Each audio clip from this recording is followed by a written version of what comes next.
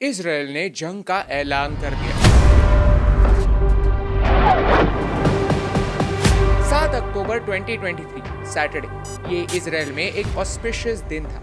आज के दिन तोरा पढ़ा जाता है, जो जूडाइज्म में सबसे इंपॉर्टेंट होली टेक्स्ट है। और इसी दिन हमास ने 5000 रॉकेट्स के साथ इजराइल पर हमला किया और इजराइल ने immediately state of war declare कर दी। כוחות חמאס פלשו הבוקר לשטח ישראל בבוקרו של יום חג ורצחו אזרחים תמימים, ילדים וקשישים. सारे सिटीजन्स को बॉम्ब शेल्टर्स में जाकर छुपने के लिए कहा गया है। कई रॉकेट्स इजराइल के आयरन डोम ने रोक लिए, लेकिन फिर भी एटलीस्ट 250 लोगों की जान गई है और 1500 से ज्यादा इंजर हुए हैं और अनगिनत लोगों को एज अ हॉस्टेज लिया गया है। Things are worse than they look on the news. The images that are coming from this situation are too graphic to be shared on the news. Social media पर videos viral हो रहे हैं जहां एक Israeli military की महिला को capture किया गया है, उन्हें मारा गया है और उन्हें बिना कपड़ों के पूरे शहर में परेड किया गया है। इस अटैक का नाम है अल अक्सा स्टॉर्म। ये है मोहम्मद दीफ, जो आज हमास के मिलिट्री विंग के लीडर हैं। उन्होंने ऑपरेशन अल अक्सा स्टॉर्म का ऐलान किया है और सारे पैलेस्टीनियंस को इजराइल के अगेंस्ट खड़ा होने के लिए कहा। वो कहते हैं enough is enough. But what does he mean? ये पूरा सिचुएशन काफी ट्रैजिक है और काफी डेंजरस भी। भारत के साथ साथ फ्रांस, इटली, जर्मनी जैसे देशों ने इजराइल के राइट टू डिफेंड इटसेल्फ को सपोर्ट किया है और इस टेरर अटैक को कंडेम भी किया है। इजराइल पैलेस्टाइन कॉन्फ्लिक्ट पिछले 75 सालों से चला आया है और हर कुछ महीनों में वायलेंस की खबरें आती रहती हैं। लेकिन वॉर, इस शब्द का इस्तेमाल आज हो रहा है। सच क्या है और इसका ग्लोबल लेवल पर इम्पैक्ट क्या है, आइए जानते हैं आज के इस वीडियो में। पिछले कुछ समय से मैं इजराइल पैलेस्टाइन कॉन्फ्लिक्ट के बारे में पढ़ने की कोशिश कर रहा हूँ, जिससे मुझे कुछ की इनसाइट्स मिले और आज के इस वीडियो में यही इंपॉर्टेंट बातें मुझे आपके साथ शेयर करनी है। और इस वीडियो के एंड तक आप ये भी समझ पाएंगे कि इसका भारत पर क्या इम्पैक्ट हो। ये वीडियो हमारे बाकी वीडियो से अलग होने वाला है, लेकिन इस वीडियो का यही पर्पस है कि आपको ऊपर ऊपर से नहीं, थोड़ी गहराई में जाकर कॉन्टेक्स्ट बताकर इन्फॉर्मेशन दे, ताकि आप बैकग्राउंड समझे, आपको एक पर्सपेक्टिव मिले और फिर आप आपके ओपिनियंस खुद बना पाए। आपके ओपिनियन शायद मुझसे अलग हो सकते हैं एंड आई रिस्पेक्ट दैट। इस मुद्दे के बारे में आप जो भी सोचते हैं हमें कमेंट्स में जरूर बताइए। चलिए वीडियो की शुरुआत करते हैं और सबसे पहले जानते हैं कि हमास है क्या।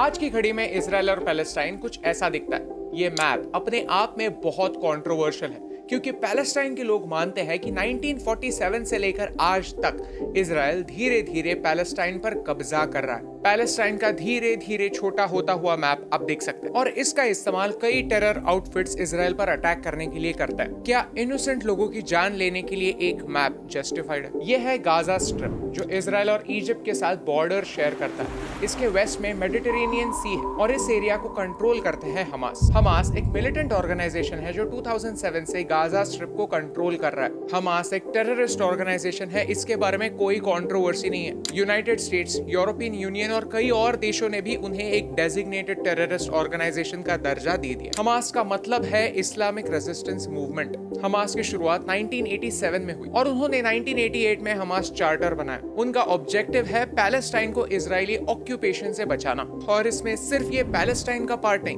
पूरा इजराइल और पैलेस्टाइन शामिल है। जहां अरबिक में इस शब्द का मतलब ब्रेवरी है, हिब्रू में इसका लूजली मतलब है वायलेंस। साफ साफ देखा जाए तो हमास इजराइल को नक्शे से मिटाना ही चाहता है और पिछले 30 सालों से उनके वायलेंट अटेम्प्ट्स जारी है।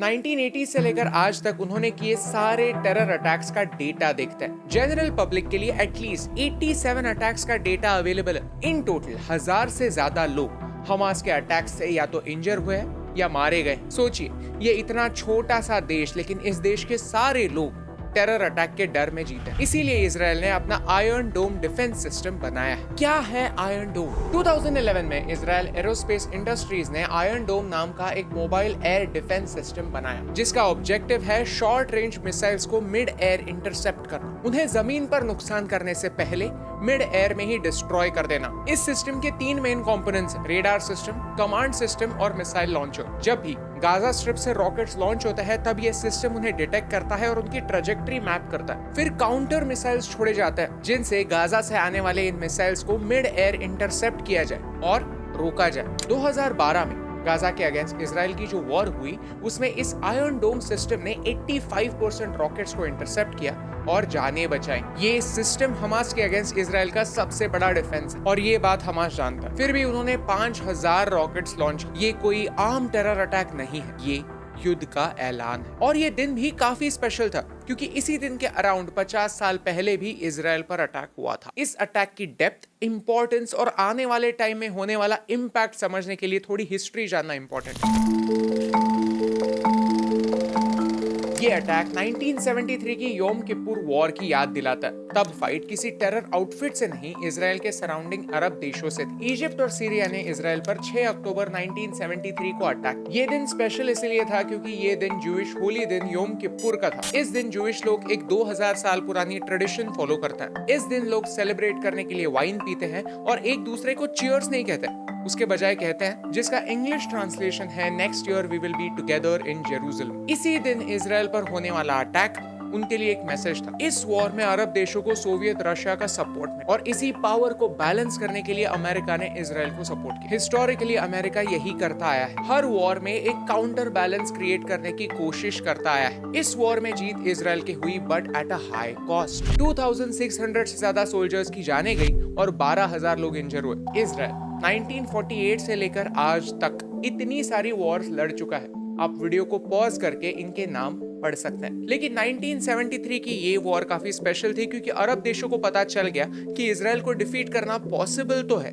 अमेरिका का सपोर्ट ना मिलता तो शायद नतीजा कुछ और होता। वापस आते हैं प्रेजेंट पर। हमास के इस ऑपरेशन को अल अक्सा स्टॉर्म नाम दिया गया है। अल अक्सा के बारे में जान, ये है जेरूसलम, दुनिया की सबसे होलीस्ट जगहों में से एक। इसका जूडाइज्म, इस्लाम और क्रिश्चियनिटी में एक इम्पोर्टेंट स्थान है। हमास का कहना है कि इजरायली आर्म्ड फोर्सेस अल अक्सा मॉस्क के आसपास वायलेंस कर रही है। वेस्ट बैंक में इस साल इजराइल ने कई रेड्स की और इनमें 200 से ज्यादा लोगों की जान गई। ये समझना इम्पोर्टेंट है कि ये 200 लोग कौन थे। इजराइल मानता है कि ये 200 लोग मिलिटेंट्स थे या फिर मिलिटेंट्स के साथी थे। इजराइल जब भी मिलिटेंट्स के अगेंस्ट एक्शन लेने के लिए वेस्ट बैंक के अंदर जाता है तो उन पर पत्थरबाजी होती है। इजराइल के साइड से कहते हैं कि रिटेलिएशन में जाने जाती है और पैलेस्टीनियंस मानते हैं कि इजराइल का वेस्ट बैंक में क्या काम। सिचुएशन हमेशा से कॉम्प्लिकेटेड रही है। एज अ रिजल्ट इस साल वेस्ट बैंक में 200 से ज्यादा लोग और इजराइल के साइड पर 30 से ज्यादा लोग मारे गए। यहाँ आर्गुमेंट हमेशा यही होता है कि वायलेंस की शुरुआत किसने। इजराइल कहता है कि लोग पहले पत्थर फेंकते हैं और फिर छुपने के लिए मॉस्क के अंदर जाते हैं और पैलेस्टाइन के लोग कहते हैं मॉस्क में घुसकर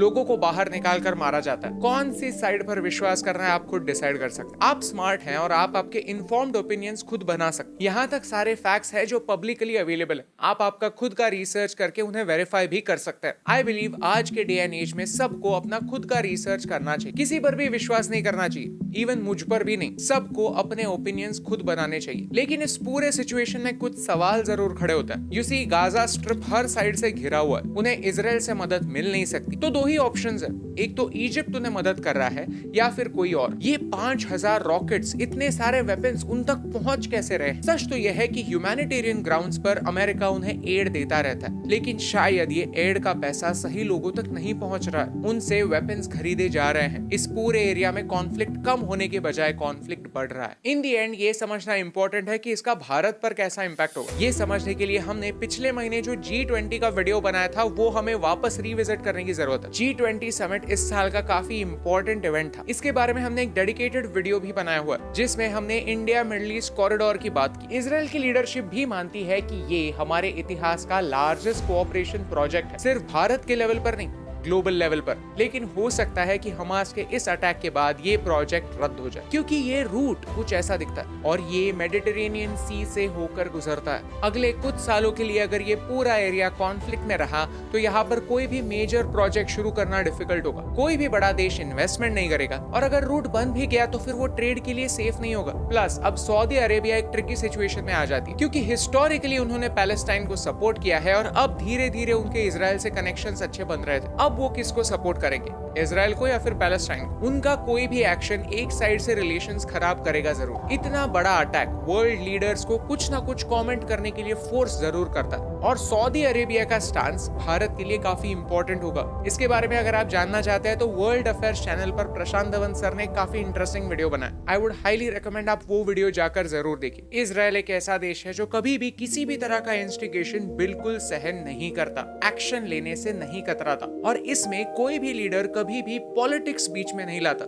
इजराइल के ऑपोजिशन लीडर ने भी पूरी तरह से सरकार को अपना सपोर्ट दिया है। जब नेशनल सिक्योरिटी की बात आती है तो पॉलिटिक्स बीच में कभी नहीं आना चाहिए। ये बात भारत के लीडर्स को सीखनी चाहिए। इन दी एंड हमें ये समझना जरूरी है कि वॉर एक काफी डेंजरस सिचुएशन होती है। कुछ महीनों पहले हमारी एक इंडियन जू से बात हो रही थी। उनका अक्सर इजराइल जाना होता रहता है। वो कहते हैं कि मिसाइल अटैक्स काफी कॉमन हो चुके हैं। जब भी मिसाइल अटैक्स होते हैं तो सायरन्स बजते हैं और फिर उन्हें सब काम छोड़कर बंकर्स में जाना पड़ता है। इजराइल के लोगों के लिए वॉर लाइक सिचुएशन काफी कॉमन हो चुकी है, और ये काफी सैड बात है। ऐसी बातें सुनने पर हमें समझता है कि हम कितने लकी हैं कि हम वॉर से दूर हैं। इस पूरे सिचुएशन में कोई भी दो साइड्स नहीं है। Nothing can justify 5,000 rockets being fired. ये एक काफी बड़ा टेरर अटैक, क्योंकि ये रॉकेट्स जब भी किसी बिल्डिंग को हिट करेंगे तो वो ये नहीं पूछेंगे कि आपका रिलीजन कौन सा है, आपकी पॉलिटिकल आइडियोलॉजी क्या है। वो सिर्फ और सिर्फ जान ले, एक रॉकेट एक बच्चे से लेकर बूढ़े तक सबको